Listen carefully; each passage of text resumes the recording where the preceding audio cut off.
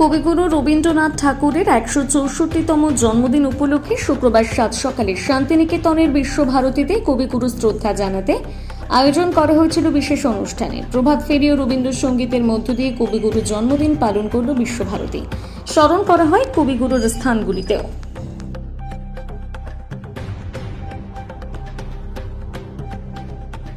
আগে থেকেই ঠিক করে রেখেছিলাম যে এখানে আসব, তো সকালবেলা তাড়াতাড়ি ঘুম থেকে উঠেছি, কিন্তু এখানে আমরা বৈতালিকটা অ্যাটেন্ড করতে পারিনি।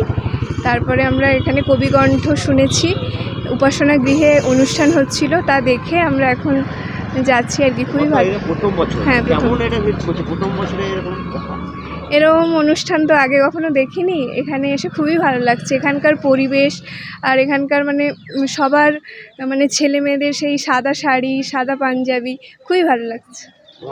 আমার নাম ঋত্বিকা সাহু। ভারতী ছাত্রী হিসেবে আজকের দিনটা 25শে বৈশাখ রবি ঠাকুরের জন্মদিন, ভীষণ স্পেশাল আমাদের কাছে। এবং আজকে সকাল থেকেই আমাদের অনুষ্ঠান শুরু হয়েছে, একদম 5টার থেকে বৈতালিক হয়েছে গৌর প্রাঙ্গণে। তারপরে আমাদের 5:30টার দিকে রবীন্দ্র ভবনে কবিকণ্ঠ হয়েছে। আর এখন আমরা 7টা থেকে উপাসনায় এসেছি, উপাসনা গৃহে। এখানকার অনুষ্ঠান পরিবেশ ভীষণ মনোমুগ্ধকর। আর তারপরে আবার মাধবী বিতানে 9টার থেকে অনুষ্ঠান আছে, আর সন্ধ্যায় 7টার থেকে তাসের দেশ নাটকটা উপস্থাপন করা হবে।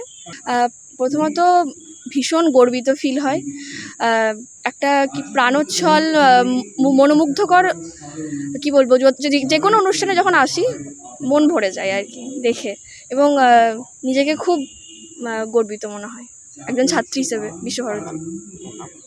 আমার নাম মহিমা সুলতানা।